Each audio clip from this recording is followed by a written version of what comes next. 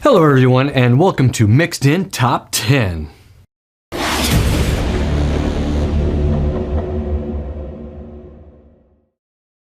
We all have our favorite heavy metal songs, and here are the top 10 that you chose. Number 10.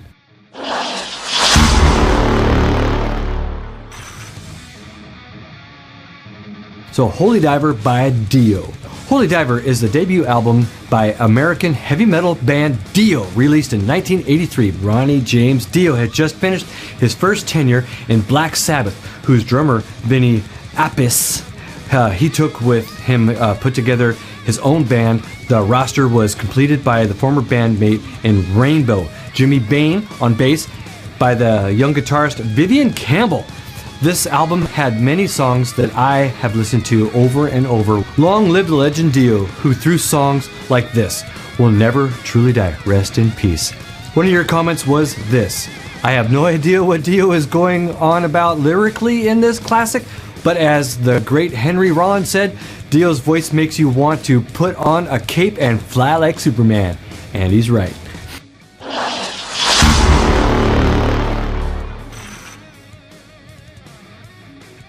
Now we have Enter Sandman from Metallica. When this song came out, I thoroughly enjoyed it. It was released as the first single from their self-titled fifth album, Metallica, in 1991. The music was written by Kurt Hammett, James Hetfield, and Lars Ulrich. Vocalist and rhythm guitarist Hetfield wrote the lyrics, which deal with the concept of a child's nightmares. One of you guys said, this is my favorite song of all time, and I think it should be at least on the top 5. I'm a great fan of Metallica and even love Master of Puppets, but personally, this is my opinion. I mean, this song has everything. The intro, the solo, the lyrics, the drums. It is perfect.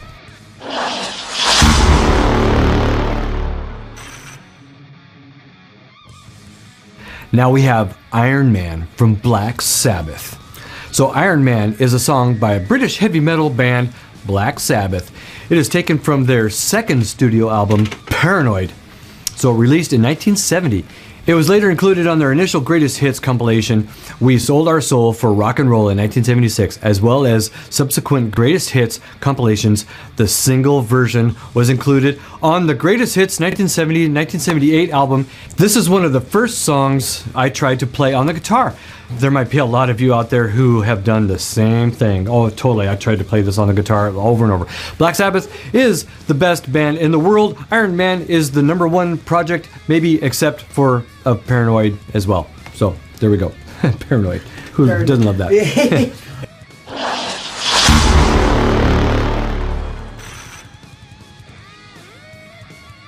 Number 7. Now we have The Trooper from Iron Maiden.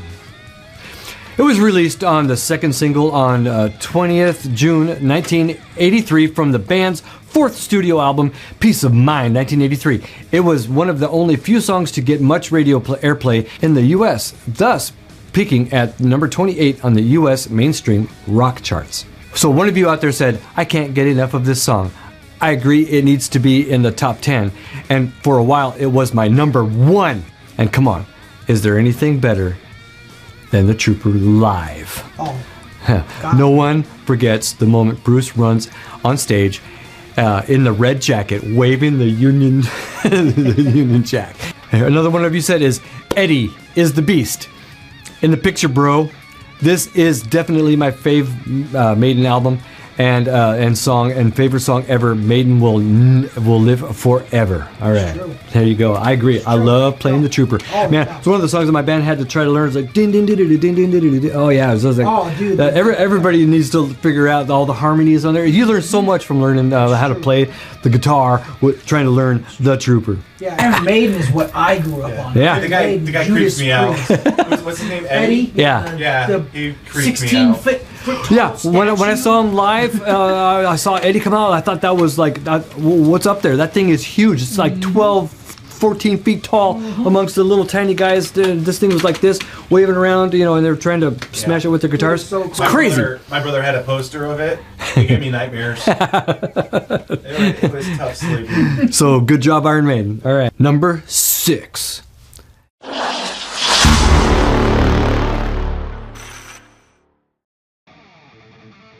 now we have, for number 6, Paranoid by Black Sabbath.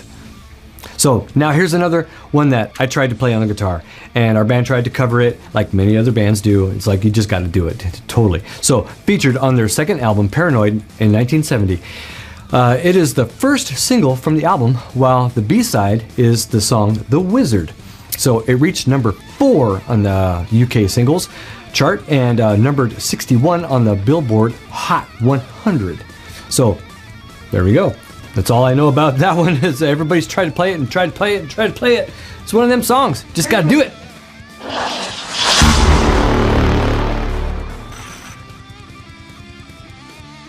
So now we have on the number 5 on the list is Painkiller from Judas Priest. So Painkiller is the 12th studio album by the British heavy metal band Judas Priest, released in September of 1990. So it is the last Judas Priest album to feature lead singer Rob Halford until his return for the 2005 album Angel of Retribution.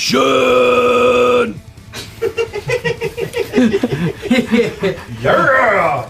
You freaking know it, bro! Okay, so this one is such a good song. Really, really fast. Great guitar playing. And the covers that I've heard have been awesome. And I have heard some covers done of this song.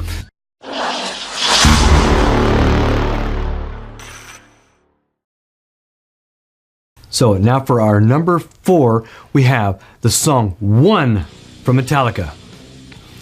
Now, One is a song by American heavy metal band Metallica. It was released as the 3rd final single from their 4th studio album.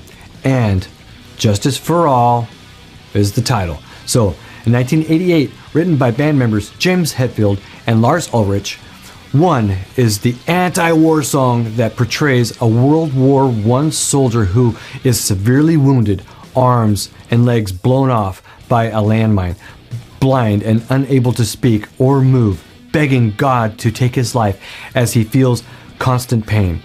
His only hope is to devise a way to communicate with the hospital staff. In the music video, he jolts in the hospital bed, spelling "kill me" in Morse code. Production of the song was done by the band alongside Flemming Rasmussen. I think that's his name, Rasmussen. The song was written, was the band's first top 40 hit single in the US, reaching number 35 on the Billboard Hot 100. It was also a number 1 hit in Finland.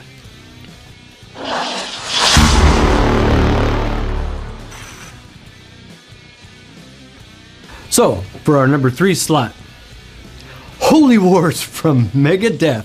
Oh yeah, you guys got it. So Holy Wars, The Punishment Due is the opening track of thrash metal band Megadeth's 1990 album Rust in Peace. The song has an unusual structure. It opens with a fast thrash section, shifting at 2.226 after an acoustic bridge by Marty Friedman to a different, slower and heavier section called The Punishment Due. So interspersed by 2 guitar solos played by Friedman before speeding up again with a 3rd and final solo played during this segment by Dave Mustaine.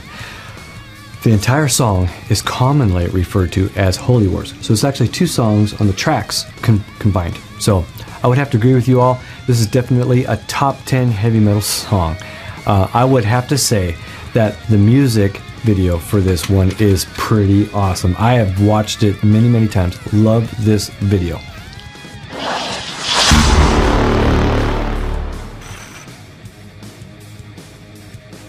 Now for our number 2 slot. Boom.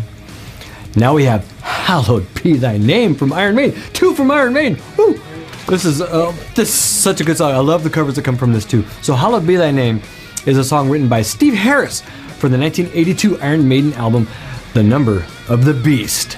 It has been acclaimed as one of the greatest heavy metal songs of all time.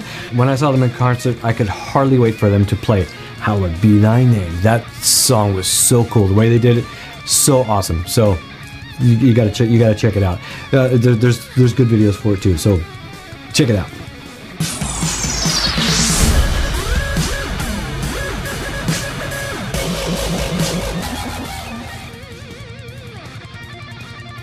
Now for our number one. The number one heavy metal song that you have chosen. It is Master of Puppets from Metallica. So Master of Puppets is the third album by American heavy metal band Metallica. It was released on March 3 of 1986 by Elektra Records. Recorded at the Sweet Silence Studio with producer Fleming, and so I guess his name is Fleming Rumison. It was the first Metallica album released on a major record label. Master of Puppets was the band's last album to feature bassist Cliff Burton, who died on a bus accident in Sweden during the album's promotional tour. The album peaked at number 29 on the Billboard 200 and became the first thrash metal album to be certified platinum. So, one of you have said in a comment who voted, said in order to make a masterpiece like Master of Puppets, you need a combination of perfect factors, which only exist in Metallica. Great rhythm guitar of Hetfield, perfect solo by Hammett, wonderful bass performance of Burton, and finally the overwhelming drums play of Lars Ulrich. So we are the best. Thank you for watching, everyone. And if you like this video, hit that like button. And if you like Mixed In Top 10, why don't you consider subscribing? Hit that subscribe feature, so that way you don't miss anything for the new Mixed In Top 10 stuff. And until then, we'll see you next time. All right, later, guys. Awesome.